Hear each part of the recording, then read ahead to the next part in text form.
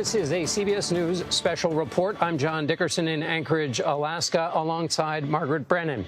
President Trump and Russian President Vladimir Putin are here for a summit called to start the process of ending Russia's almost four-year war against Ukraine. This is Putin's first meeting since Trump's re-election. You are looking at his plane right now, and he's about to step onto U.S. soil for the very first time in a decade. Now, he is under strict U.S. sanctions and has been since his full-scale invasion of Ukraine in 2022. On your other part of the screen, you see Air Force One. President Trump and Mr. Putin are here in Alaska at Joint Base Elmendorf-Richardson, a U.S. Air Force installation. On board Air Force One, on the way here to Alaska, President Trump was asked about increased Russian attacks on Ukraine and said Putin may think this killing is going to help him make a better deal, quote, but I want to see a ceasefire rapidly. I'm not going to be happy if it's not today. Earlier this week, President Trump held a virtual meeting with Ukrainian President Vladimir Zelensky and European allies to address fears across the region that Putin is stalling before continuing his advances. Trump has expressed increasing frustration with Putin over a lack of progress towards ending the war in Ukraine.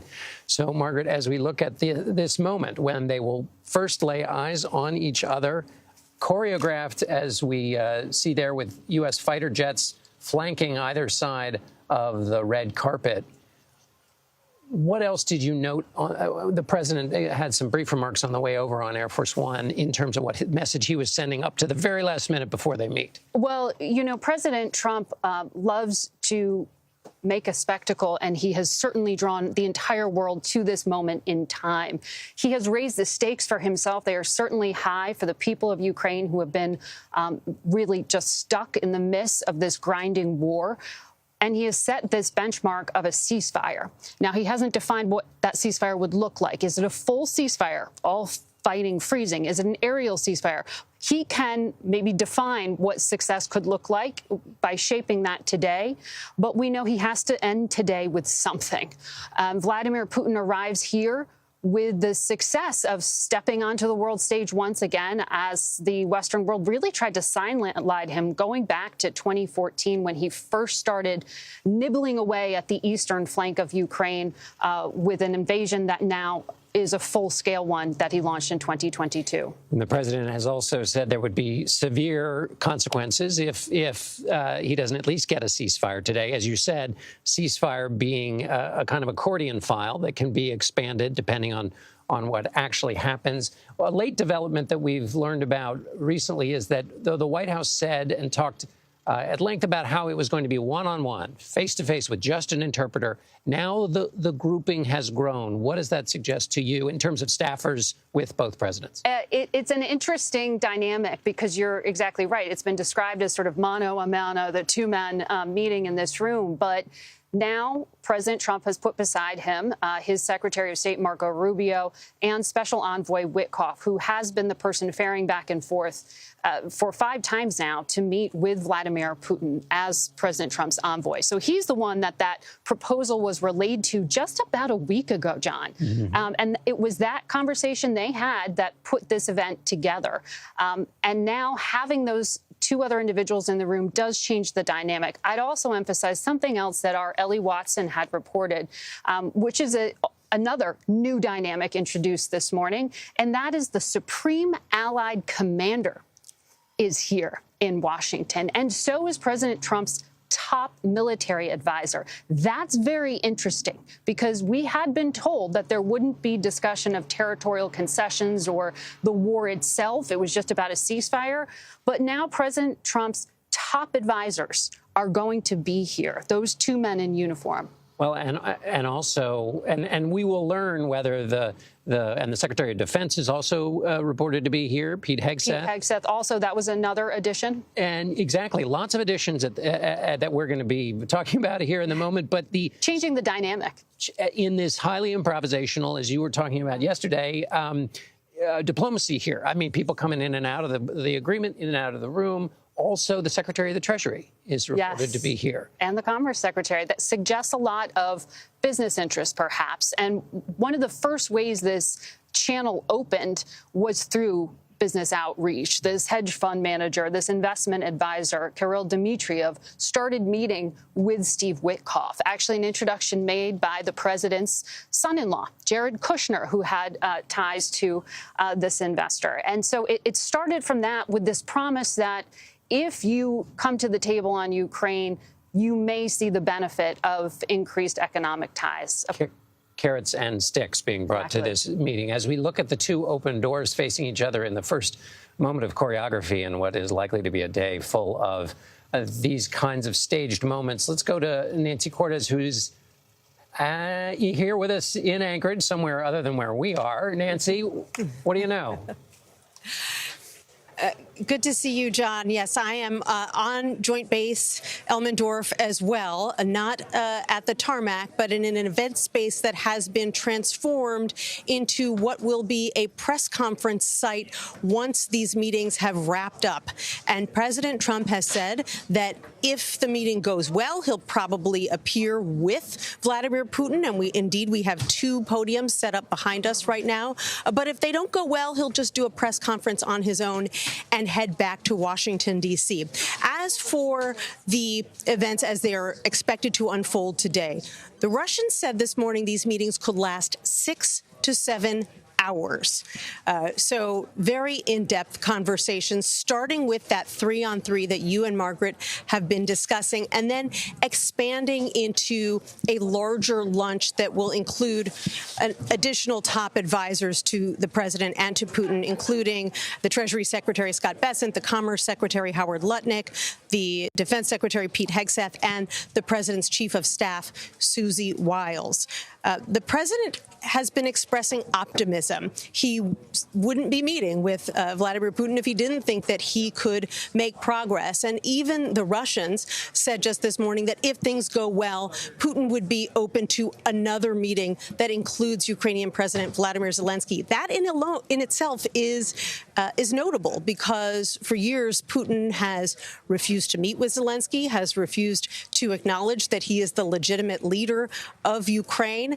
And so if he stands by those words, and that is a big if, then that would be truly significant because President Trump has said that if today's talks bear fruit, if he believes that Putin is serious about wanting peace after 3.5 years, that he would arrange another meeting that includes all three leaders right away, perhaps here in Alaska. And there we see him at Air Force One right now. The president descending the steps of Air Force One, making, not to put too much weight on it, but making the first move in this day of...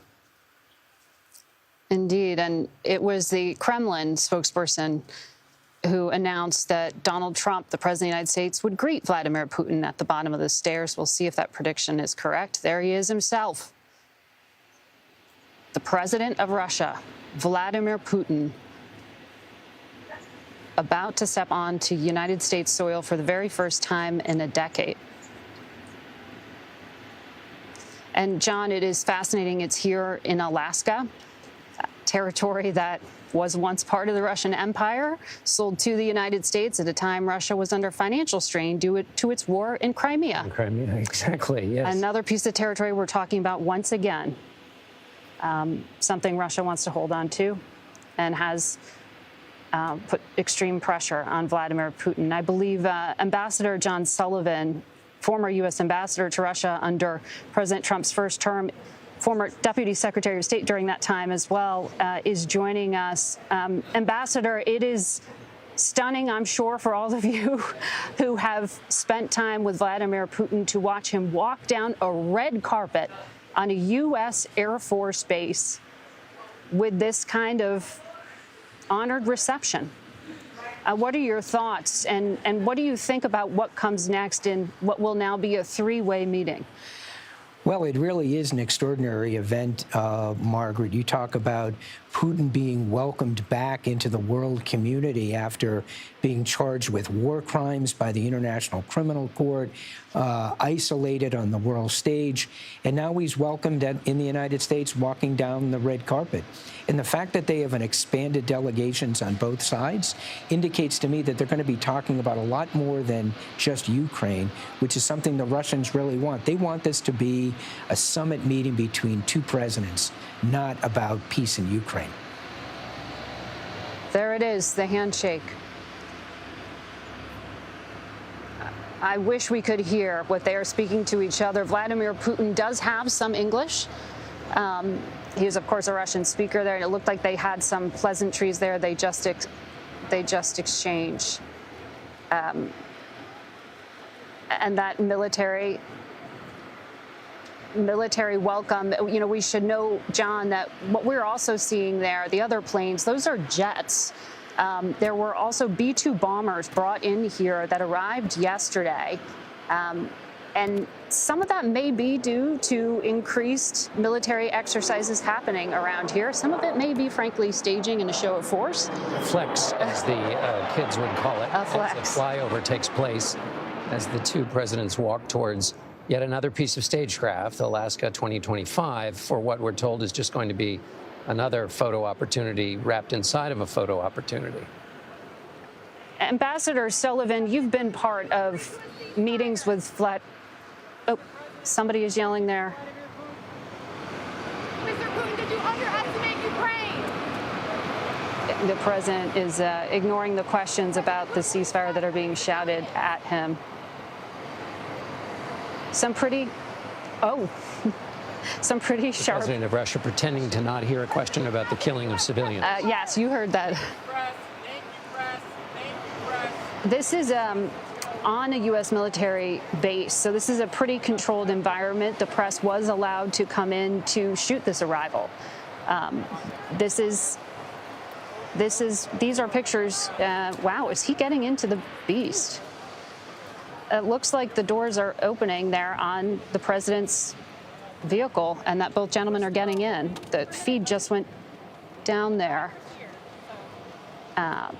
We're seeing another angle of the vehicle. Even for a short trip, that's pretty extraordinary. Right. Ambassador Sullivan, give us your take on the stagecraft. It might seem to some people to be frivolous. In other instances, particularly between the leaders of these two nations, it can be quite important. What do you make of now the fact that the two men are going to be riding over in private to their formal meeting? Well, I contrast it with the last meeting that Putin had with an American president, with President Biden in Geneva 4 years ago. The two presidents arrived at a home in Geneva. They shook hands on the front steps and went into a meeting with their Secretary of State and this Russian foreign minister. There was nothing like this spectacular scenery with planes arriving, fighter jets flying overhead, and the two presidents riding together in the limousine of the President of the United States. This really is an extraordinary stagecraft that the United States has put together for President Putin. Ambassador Sullivan, we're looking at a picture through the front window of the president's vehicle. All we can see are two gentlemen in the front seat, presumably Secret Service, and the two leaders in the back seat. That's also not standard. I can't tell you if there's a translator in that car. It looked like Vladimir Putin was speaking in English to the President of the United States. How typical is that, or what should we be concerned about? Vladimir Putin there smiling, looking and acknowledging the crowds watching him. Ambassador, to not have a interpreter there for the president, does he need that buffer? Well, I mean, presidents of the United States have met one-on-one with Russian or Soviet leaders, right? Reagan had his famous walk with Gorbachev. So it's happened before. In this case, Putin's English is much better than he lets on. He's not as fluent in English as he is in German. He can converse with the German chancellor in flawless German. His English isn't quite as good, but he could have a conversation with the president in English that President Trump would understand. And tell me about the other gentlemen who will be joining the conversation. Ushakov and Lavrov, they have been in this diplomacy game for a very long time, longer certainly than Secretary Rubio and Steve Witkoff, who just recently became a diplomat. Exactly. I mean, Foreign Minister Lavrov has been the foreign minister of the Russian Federation for 21 years. Before that, he was Russian ambassador to the United Nations for 10 years. Yuri Ushakov is the foreign policy advisor to the President Putin in the office of presidential administration. He's had that job for, I think, 17 years. And before that, he was the Russian ambassador to the United States. So these are two individuals, Lavrov and Ushakov, who are deeply steeped in all of the issues that the United States and Russia confront, whether it's Ukraine, arms control, you name it. These are very, very experienced diplomats. And I would contrast that, for example, with the president's personal representative, Ambassador Witkoff, Special Representative Witkoff, who's really never dealt with these issues until this year. Mm-hmm. I'm looking at a transcript of what President Trump said on board Air Force One before he landed. He said, "This meeting is about setting the table today, John. We're going to have another meeting if things work out, which will be very soon, or we are not going to have any more meetings at all, maybe ever." So perhaps these are just the opening pleasantries for what could be a tense meeting. But we're just looking at the replay of the arrival, which was a fairly friendly one. Indeed, and the friendliness continues. Ambassador, going back to Margaret's point at the beginning here, remind us again the context of Vladimir Putin. I mean, there are many, many other countries in which he would receive the polar opposite of this kind of response. You understand him, you know about what moves him or doesn't move him. In diplomatic parlance, there's often the cliche of carrots and sticks. This is a bushel full of carrots when he arrives. Give us your professional assessment of how that may or may not work with Vladimir Putin. Well, it's certainly something that he craves. He wants this meeting. He wants to be literally on that stage with the President of the United States. And I might say we talk about a second meeting following this meeting, potentially with President Zelensky. It's exactly what he doesn't want to give to Zelensky. Putin does not want to be seen on the same stage with Zelensky, giving him the credibility and the stature to deal with the Russian president. Trump is treating Putin the way Putin wants to be treated, and Putin is shunning Zelensky. Mm-hmm.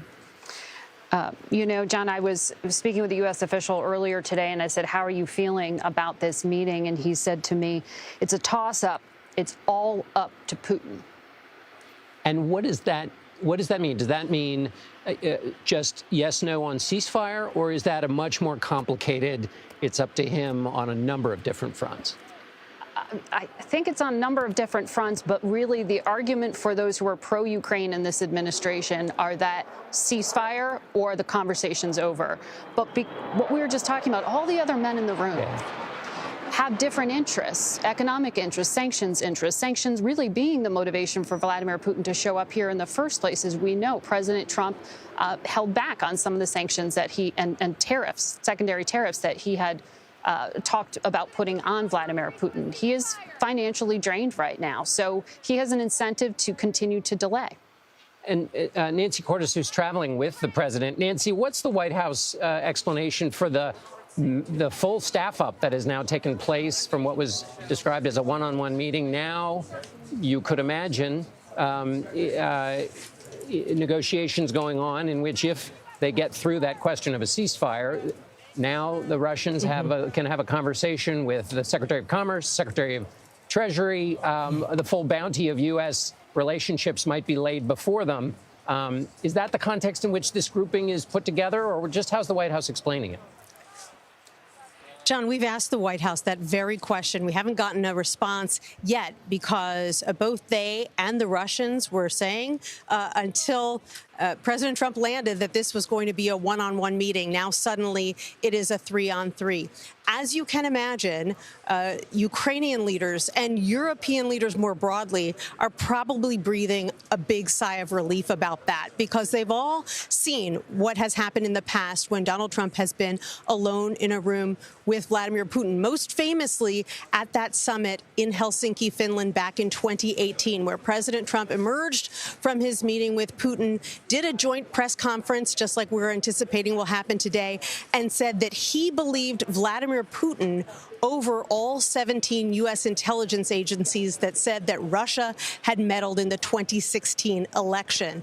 Their big fear going into this summit was that Trump would be swayed by Putin, that he would be persuaded by Putin to see his side of things on a whole variety of issues, from Ukrainian territory to Ukrainian membership in NATO and the EU and security guarantees for the Ukrainians, and on and on. So the fact that Marco Rubio is now going to be in that room, Steve Witkoff is now going to be in that room, and that it's not just going to be Trump and Putin is probably a major sign to the Europeans that things are going to go in the way that they hope they would.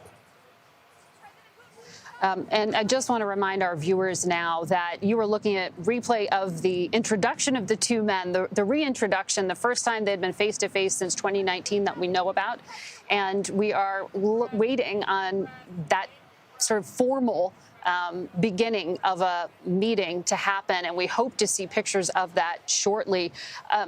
I do want to turn to Samantha Vinograd, a national security contributor here at CBS News, who served during the Biden administration, to get some perspective, because, you know, Sam, it's been interesting to see how quickly the reshuffling has happened just in the past few hours of who's even participating. We know that the president's top military advisor, General Kane, has been added. He's got a lot of credibility, I am told, with the president. The Supreme Allied Commander is a statement, bringing him here to Alaska. I'm told he's got a very good feel for the fight in Ukraine. At first, the administration didn't want that military presence here, but then I'm told they thought it was best to have the war fighters here. What does that signal to you? Is that part of a flex? Does that signal to you that they're going to actually be part of a formal conversation? Well, I will say, Margaret, having been part of summits at the head of state level in the past, the details on who's in a meeting often do finalize at the last minute. That's not totally unusual. Having these military advisors on the ground in Anchorage, I do think is a flex. I also think, to Nancy's point, it does send a signal that President Trump is allied and aligned, at least for now, with our allies in NATO, our allies in Europe. So that is a net positive. Having other advisors in the room for what was a one-on-one and now has turned into what we would call a restricted meeting, a smaller group meeting, is also a positive from a counterintelligence perspective.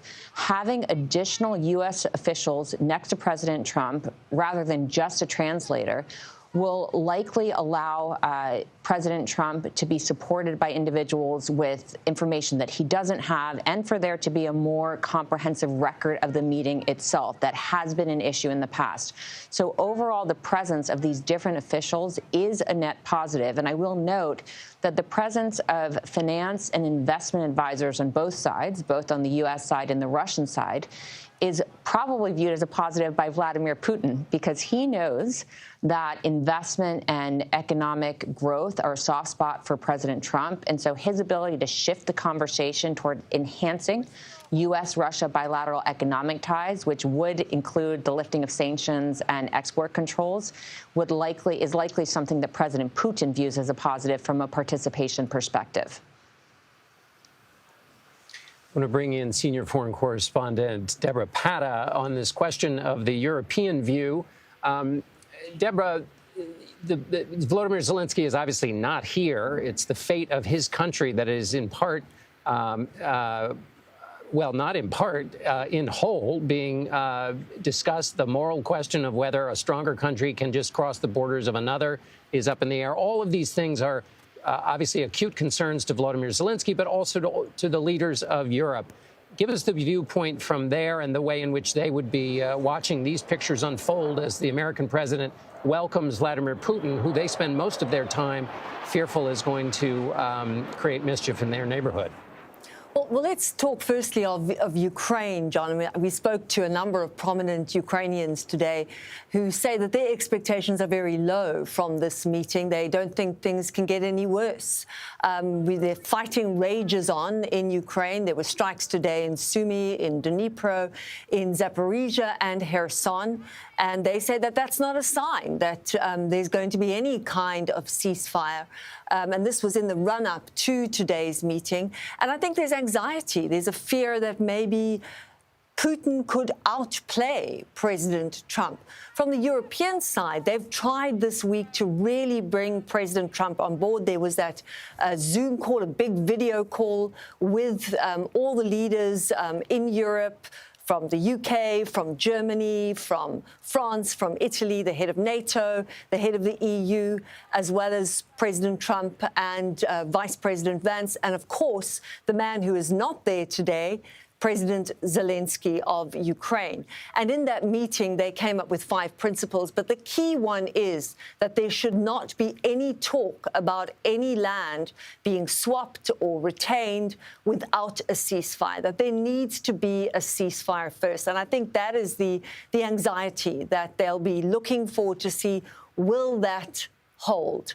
They certainly breathed a sigh of relief because after that meeting, President Trump said he rated it a 10 and that any discussion about land would be up to Ukraine. But this is a mercurial president and things could happen in that meeting that are not foreseen. So there is a lot of anxiety.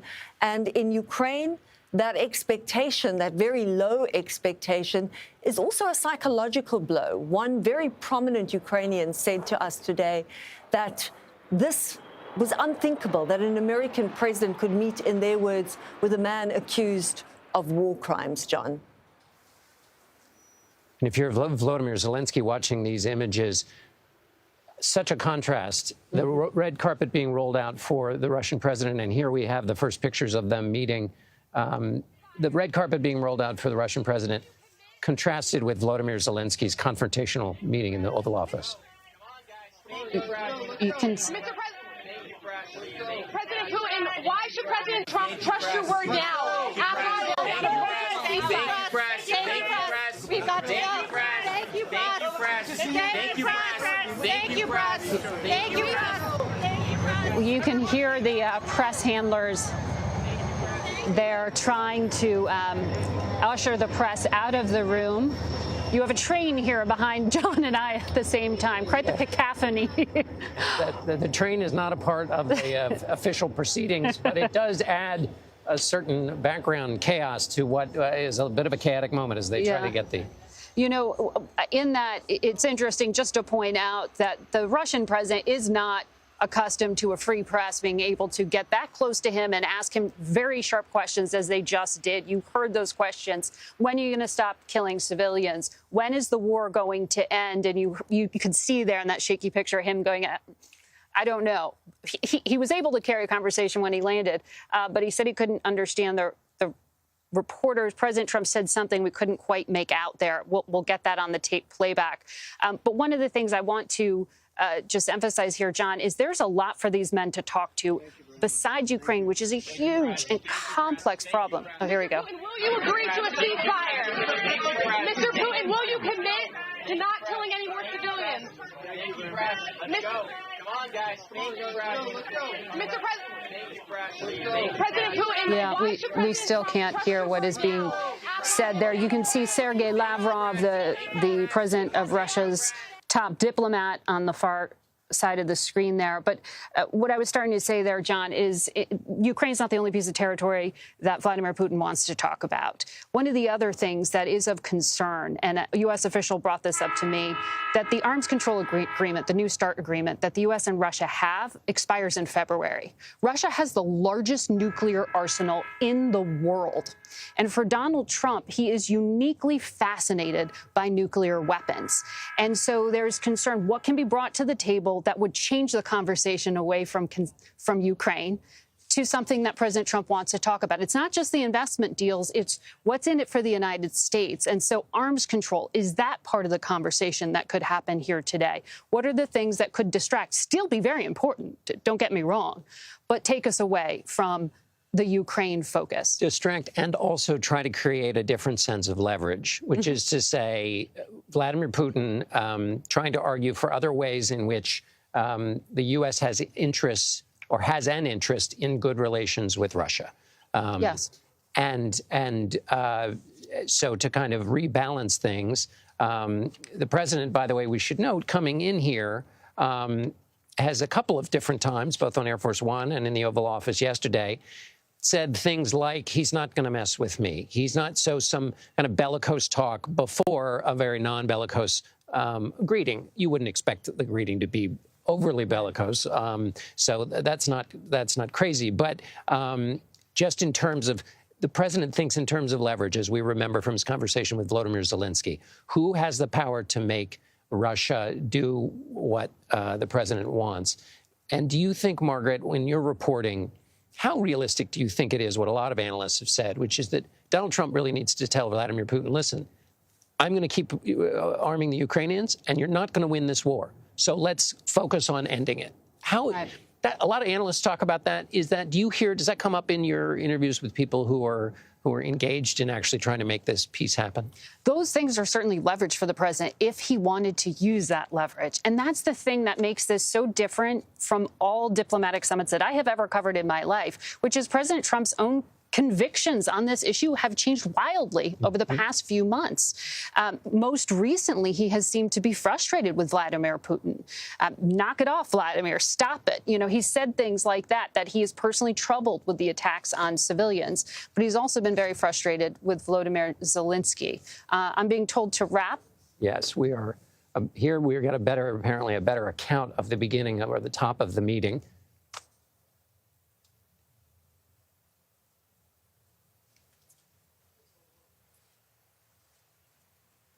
We can't hear any sound. Perhaps our viewers can.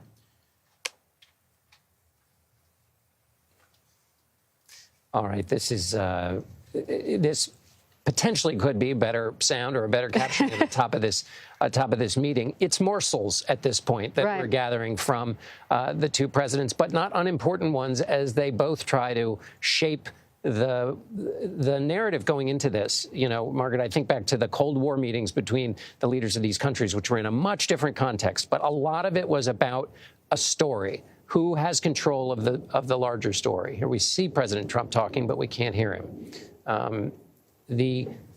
Because the story becomes the thing that then the Europeans have to react to, that Vladimir Zelensky has to react to, the Chinese who are watching this very closely. You know, it seems in some sense superficial. On the other hand, quite important as people tell the story of what happened here in Alaska. Well, you raised so many great points in that, and also in pointing to what has changed in the dynamic. You know, we saw the top diplomat from Russia arrive here wearing a CCP, throwback to the Soviet Union shirt, which seemed to be sort of almost a joking reminder. But so much has changed in the dynamic. Russia is not. They have the largest nuclear arsenal in the world, but they don't have a really bustling economy. They've become incredibly dependent on China, that you just mentioned that. So the dynamic here of what happens in this room and the projection of power, both for the United States, its interests, and what you can get away with. Is this today a reward for bad behavior? As many analysts worry, it sets a precedent. Is it a sign to China's Xi Jinping that, oh, you can just invade another country by force, and you know, if you can find a win-win solution, get away with it. That's why this is being so parsed and so analyzed. Even though Russia is in somewhat of a weak position, it still has leverage in many, many ways. Ambassador Sullivan is joining us again. John Sullivan, the former U.S. ambassador to Russia and the former U.S. Deputy Secretary of State. So, Ambassador, Margaret mentioned a sweatshirt, which seems quite insignificant. However, because Margaret mentioned it, it's not. And can you help people understand the mindset of Vladimir Putin and the mistake that he believes that Russia made during the period after the Soviet Union fell apart, during the Yeltsin years, and the restoration he's looking forward to, which is a part of what inspired the move into Ukraine. That is to say that the USSR is an honored and honorable part of Russia's history, and that's much closer to the Vladimir Putin who is here today. Help us understand, and people understand the mindset and why that's so important to him. It really goes to the core of who Putin is. And he said this many years ago, decades ago, that he considers the great geopolitical catastrophe of the 20th century was the demise of the Soviet Union. And what does he mean by that? He's not talking about Soviet communism. Putin isn't a communist. I mean, Putin has been known to say, many Russians do, if you're not nostalgic for how we lived in Soviet days, you don't have a heart. But if you want to return to Soviet communism, you don't have a brain. No, what he's talking about is the Soviet Empire, and before that, the Russian Empire. That's what he laments, the demise of that empire. When the Soviet Union collapsed, that international border, that huge country, the USSR, 15 Soviet republics, 350 million people controlled by Moscow. That international border disappeared. The internal boundaries of the Soviet Union became international borders, and among other things, that separated Ukraine from Russia. That's the great catastrophe that Putin has spent much of his life since the demise of the Soviet Union trying to restore control over all that territory, power, and peoples that were lost when the Soviet Union collapsed. Mm-hmm. And we are waiting on that tape playback from that meeting. I'm told we'll be able to hear what was said. But Ambassador, just quickly there, I don't know if you can see these pictures, but we see there what looked like two translators alongside Witkoff, Rubio, Ushakov, and Lavrov. In the dynamic in the room, how do you expect that this next hour is going to play out? Well, you know, we saw a similar setup. I was with President Biden when he met with Putin in Geneva in June of 21. It was just Secretary Blinken and Foreign Minister Lavrov, but seated to the either side of the two presidents. By the way, there was a press scrum at the start of that meeting, and there was similar reaction by Putin, hostility to reporters asking questions. Well, we're about to hear, Ambassador, that tape playback. Let's listen in.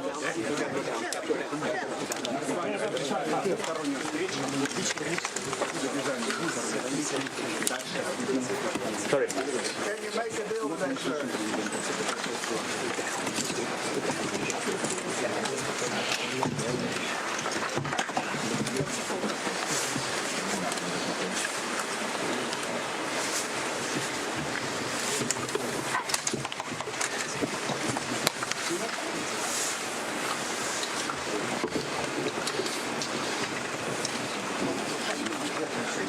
Just go up.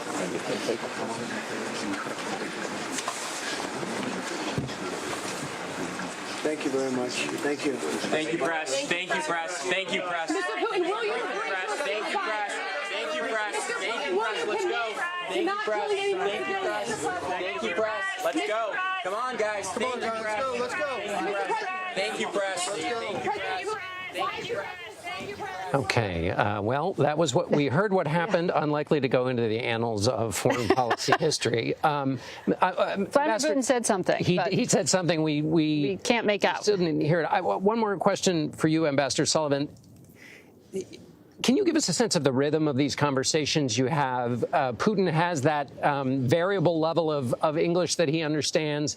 There are translators, complicated issues. How do the rhythms of these conversations go? And how do you get anything done with all of that kind of intermediary translating and mixed messages? Well, he will usually use a translator. In a meeting like this, he won't trust his English. He'll want to speak in Russian, and there'll be translation. And that naturally delays things, even if there's simultaneous translation. What Putin is notorious for, and he did this famously with President Obama, he will go off on a soliloquy and just start talking, and it may be difficult for the American president to get a word in edgewise. It will be interesting to see how Putin handles this meeting with Trump. When I saw Putin dealing with President Biden, Putin was very relaxed. He was cracking jokes. He wasn't standing on a soapbox and giving a lot of speeches. We'll see how he deals with President Trump here today. There is another room being prepared that I think the world will be watching very closely in the next few hours. Once the closed-door meeting happens, once the business concludes, there are plans for both gentlemen to walk out to a stage and take questions in a joint press conference. That will be newsworthy. The last time they did that was in Helsinki in 2018, John. It was a press conference that had major reverberations domestically for the president, who has long been frustrated by U.S. intelligence conclusions that Russia did interfere in the 2016 election to hurt his then opponent, Hillary Clinton, and ultimately to benefit him. He has recently brought that up all over again. At that time, remember, he said he took Vladimir Putin's word. And that had big reverberations. So there are high expectations, not just for the people of Ukraine today, the cost of this war and what might come out of the meetings, but this is going to have major impact. And Nancy Cordes is there waiting hours in advance of that. Nancy, if things don't go well in this room, should they really have two podiums set up? If things don't go well in these meetings, Margaret, I think one of these two podiums is going to be moved off the stage. I'm just going to move to the side so you can see how things are set up right now, however. You do see the two podiums. You see that slogan, pursuing peace, that was also in the backdrop for President Trump's meeting with Vladimir Putin. And so the hope is that both men will stand at those podiums once these meetings have wrapped up. What will have to happen between now and then in order for that to take place, President Trump has said, is a sign that Putin is ready for peace. More specifically, that he either agrees to a ceasefire in these talks today or shows significant progress in being willing to accept a ceasefire.